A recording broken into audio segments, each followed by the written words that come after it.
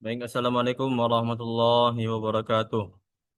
Baik, kami akan mempresentasikan mengenai dilema etika dan akuntabilitas pada startup teknologi.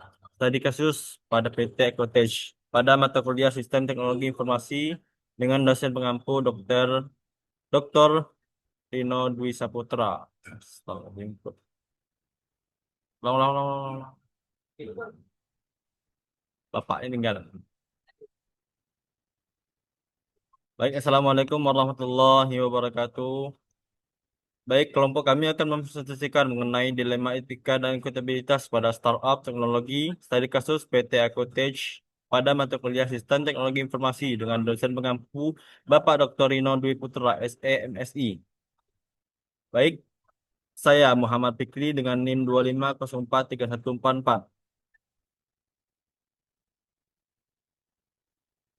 Saya akan mempresentasikan teman yaitu latar belakang. PT Quotech adalah suatu startup teknologi di bidang budidaya perairan yang sedang mengejar pendanaan Series C. Untuk menarik investor, perusahaan melakukan berbagai tindakan tidak etis, seperti memanipulasi data penggunaan data dan sistem ERP agar terlihat lebih menguntungkan. Selain itu, data pribadi pembudidayaan dijual tanpa persetujuan, dan field officer diberi beban kerja yang berlebihan hingga berdampak pada kesehatan mereka.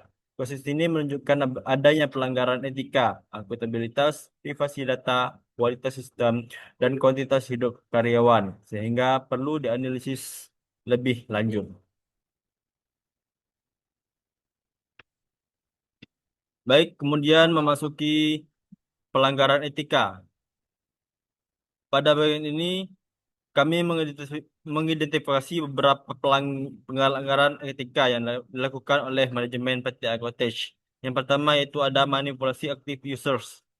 Perusahaan memasukkan pelanggan yang sudah tidak aktif selama 6 bulan sebagai pengguna aktif untuk meningkatkan angka KPI. Yang kedua ada manipulasi forecasting ERP, yaitu algoritma forecasting sehingga proyeksi keuntungan terlihat lebih tinggi 30% dari realitas. Kemudian yang ketiga, ada penjualan data pribadi pemberian tanpa informed consent yang merupakan pelanggaran terhadap hak privasi. Yang kemudian ada yang keempat yaitu pemberian tekanan kerja berlebihan pada field officer dengan beban kerja 7 hari seminggu dan penggunaan perangkat tidak ergonomis. Baik, kemudian akan dilanjutkan kepada rekan saya, dipersilahkan. Nah, di sini saya akan melanjutkan materi yang disampaikan oleh Siti. Sebelumnya, NIM saya yaitu 2504. Yang akan saya lakukan di sini yaitu analisis akuntabilitas. Analisis kami menggunakan konsep responsibility, accountability, dan liability. Yang responsibel atau pelaksana langsung tindakan manajemen adalah tim data dan IT karena mereka yang mengubah sistem dan KPI. Yang kedua itu akuntabel atau pemegang tanggung jawab tertinggi adalah CEO dan CEO karena mereka yang memberi instruksi agar metrik dimodifikasi demi tujuan pendanaan. Lalu yang terakhir yaitu liable atau pihak yang dapat dikarenakan sanksi hukum juga ada CEO dan CEO. Tindakannya yaitu termasuk misleading report, pelanggaran privasi, dan eksploitasi tenaga. Lalu selanjutnya yaitu moral information of information act. Yang pertama yang kita bahas yaitu information right. Dalam dimensi hak informasi, PT Aquatech melanggar privasi karena menjual data budidaya tanpa persetujuan. Perusahaan mengabaikan prinsip information practice atau FIP. Seharusnya pengguna diberi notice, choice, akses terhadap datanya, perlindungan keamanan, dan adanya mekanisme penegakan hukum. Pelaku usaha wajib mengimplementasikan informed consent, transparansi penggunaan data, dan kontrol pihak ketiga. Lalu yang kedua yaitu sistem kognitif. Dalam dimensi kuantitas sistem, penyesuaian algoritma, forecasting, dan perubahan KPI menyebabkan sistem ERP menghasilkan data yang tidak tepat. Kualitas data yang rendah merusak keandalan informasi bagi investor, integritas laporan operasional, dan proses akuntansi membutuhkan data valid. Manipulasi ini mengarah pada risiko fraud dan akuntabilitas perusahaan. Sekian dan selanjutnya yang akan dibahas oleh rekan saya. Di sini saya Empar Akila dengan NIM 25043015. Di sini saya akan menjelaskan tentang materi yang sudah dijelaskan Pak Iza. Di sini saya akan melanjutkannya yang bagian B, yang ketiga, yaitu quality of life. Yang pertama, file officer mengalami tektonik stres. Yang kedua, jam kerja 7 hari atau per minggu. Yang ketiga, cedera carpal tunnel. Yang keempat, beban target tidak realistis.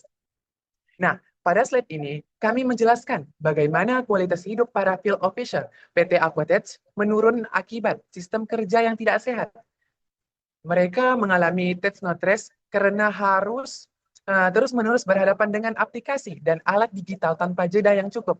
Selain itu, mereka bekerja hingga 7 hari per minggu, sehingga tidak memiliki 7 hari per minggu waktu istirahatnya yang memadai. Kondisi ini memperburuk dengan adanya cedera carpal tunnel yang muncul karena penggunaan perangkat kerja yang tidak ergonomis. Beban target yang tidak realistis juga semakin menekan mental dan fisik karyawan. Situasi ini menunjukkan bahwa bahwa perusahaan belum memberikan perhatian yang cukup terhadap kesejahteraan karyawan, padahal realitas hidup yang baik sangat penting untuk menjaga kinerja dan keberlanjutan organisasi.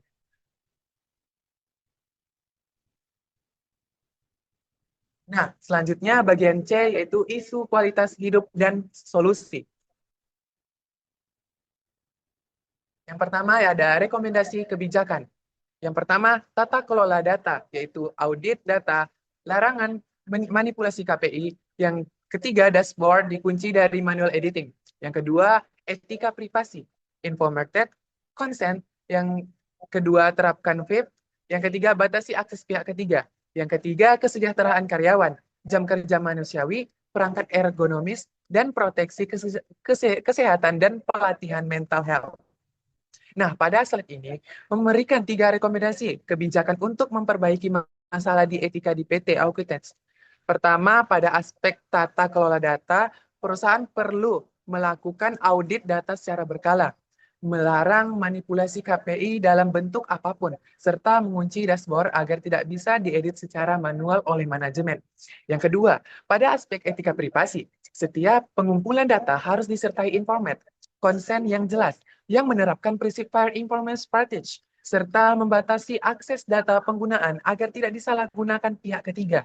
Yang ketiga, pada aspek kesejahteraan karyawan, perusahaan harus menetapkan jam kerjanya yang manusiawi, menyediakan perangkat kerja yang ergonomis, dan memberikan perlindungan kesehatan, serta pelatihan mental health untuk menjaga kondisi fisik dan mental para field officer. Rekomendasi ini dibuat agar PT Aquatage menjadi perusahaan yang transparan, etis, dan bertanggung jawab terhadap semua pemangku kepentingannya. Nah, adapun kesimpulan dari yang kami jelaskan ini, yaitu yang pertama, Aquatage melakukan pelanggaran etika, privasi, dan kualitas data. Yang kedua, sistem dan KPI dimanipulasi untuk investasi. Yang ketiga, karyawan mengalami beban kerja tidak manusiawi. Yang keempat, perusahaan harus memperbaiki tata kelola, privasi, dan kesejahteraan karyawan.